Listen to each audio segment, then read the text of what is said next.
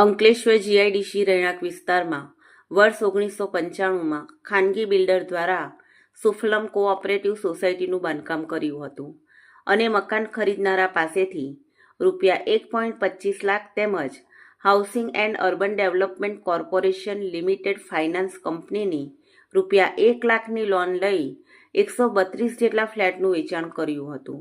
પણ જે તે સમયે બિલ્ડરે લોનના હપ્તા ફ્લેટ ધારકો પાસેથી લઈ હુડકોમાં જમા કરાવ્યા નહોતા, જે અંગે વર્ષ 2008માં હુડકો દ્વારા અંદાજે 2 કરોડ ઉપરાંતની રકમની વસૂલી માટેની નોટિસ મળતા સ્થાનિક ફ્લેટ ધારકો અચંબામાં પડી ગયા હતા. જે તે સમય સુધીમાં અનેક લોકોએ ત્યારબાદ વર્ષ 2 વર્ષ સુધી હપ્તાઓ પણ ભર્યા હતા. હાલ આ સોસાયટીના માથે હપ્તા, વ્યાજ તેમજ પેનલ્ટી સહિત લેણા નીકળતા નાણાંની રકમ અંદાજે રૂપિયા 11 કરોડ સુધી પહોંચી ગઈ છે, જેને ભરપાઈ કરવાની કોઈ આર્થિક પરિસ્થિતિ આ ફ્લેટ ધારકોની નથી. અત્રે ઉલ્લેખનીય છે કે જે તે સમયે બિલ્ડરે સોસાયટીના નામે લોન લીધી હતી, જેને કારણે કેટલાક ફ્લેટ ધારકો પોતાના ફ્લેટના બાકી નાણાં ભરપાઈ કરવા તૈયાર હોવા છતાં હુડકો તે લેતું નથી. હાલ આ સમગ્ર મામલો ડેબિટ રિકવરી ટ્રિબ્યુનલ કોર્ટમાં છે. 2 દિવસ અગાઉ હુડકોની ટીમ પોઝેશન લેવાની નોટિસ સોસાયટીમાં ચિપકાવી દેતા અનેક પરિવારો મુશ્કેલીમાં મુકાઈ જવા પામ્યા છે. ઘર ખાલી કરવાની નોટિસ સામે સોસાયટીના કેટલાક જાગૃત લોકો કોર્ટ પાસે સ્ટે મેળવવા અપીલ કરી છે, જેનો ચુકાદો આગામી તારીખ 15મીએ આવવાનો છે. હાલ તો આ સોસાયટીના 132 જેટલા ફ્લેટમાં રહેતા પરિવારો માથે લટકતી તલવાર જોવા મળી રહી છે. દરમિયાન સોસાયટીના ફ્લેટ ધારકોએ સરકાર સમક્ષ અપીલ કરી છે કે તેઓ તમામ લોનની રકમ સામાન્ય વ્યાજ સાથે ભરવા તૈયાર હોય સરકાર દરમિયાનગીરી કરી આ પરિવારજનોની વહારે આવે તેવી આજીજી કરી રહ્યા છે. ચાલો, અમે ગરીબ પરિવાર છીએ, બધા અમે ફેમિલી સાથે રહીએ છીએ, તો અમે કઈ રીતે એડજસ્ટ કરીએ? ત્યાં તાત્કાલિક મકાનનું કયો છે, તો આ રીતે પરિસ્થિતિ અમારી જોવો તો ખરી. અમે બધા ગરીબ જ છીએ, કોઈ ઓલા નથી.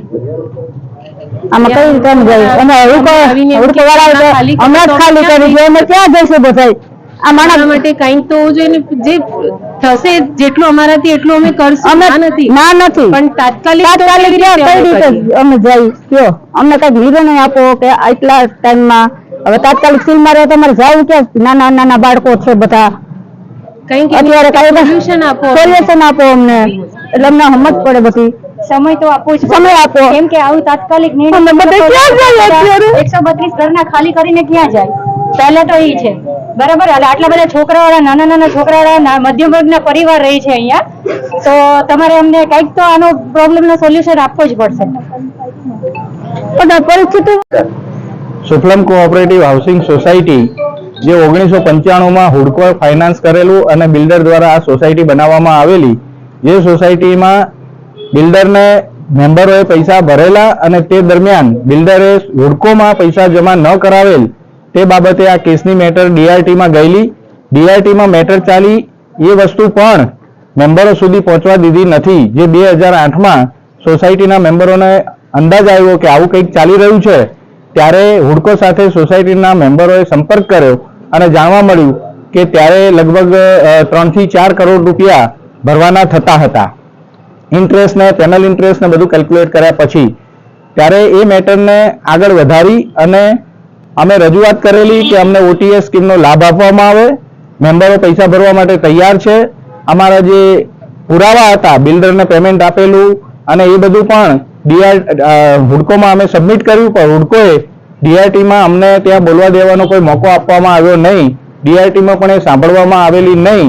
અને ત્યાર પછી એ બાબતને 2009-10માં અમે પૈસા ભરવા માટે 2 કરોડ રૂપિયા એકઠા કરી અને અમારી પાસે એના ડેટા અને રેકોર્ડ પણ છે. અમે ત્યારબાદ ગઈકાલે જ્યારે 3 દિવસ પહેલા અમારા ત્યાં 2 બિલ્ડિંગમાં નોટિસ ચોંટાડી ગયેલા, તે બાબતે અમે ગઈકાલે હુડકો અને ડીઆરટીનો સંપર્ક કરેલો.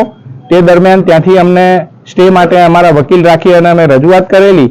તે ગઈકાલે એનો સ્ટે પણ આપવામાં નહોતો આવ્યો, પણ આજનો ઓર્ડર પ્રમાણે એને સ્ટે આપવા માટે 15 તારીખ સુધી એક્સટેન્ડ કરેલું છે. તે બાબતે અમારી રજૂઆત છે. સરકારશ્રીને પણ રજૂઆત છે કે જ્યારે સરકાર ઘરનું ઘર કરવા માટે જો પબ્લિકને મદદ કરી શકે તો આ 1 કરોડ ને 60 લાખ રૂપિયા કોઈ મોટી એમાઉન્ટ સરકાર માટે નથી. પ્રિન્સિપલ એમાઉન્ટ અને નોમિનલ એમાઉન્ટ એમાં ભરવા માટે સોસાયટીના રહીશો તૈયાર છે. સરકારને અને ડીઆરટીને અને હુડકોને અમારી રજૂઆત છે કે આની અંદર સમાધાન સ્કીમની અંદર અમને લાભ આપવામાં આવે અને આ ગરીબ પરિવારોને એમાંથી મુક્ત કરવામાં આવે. ધન્યવાદ.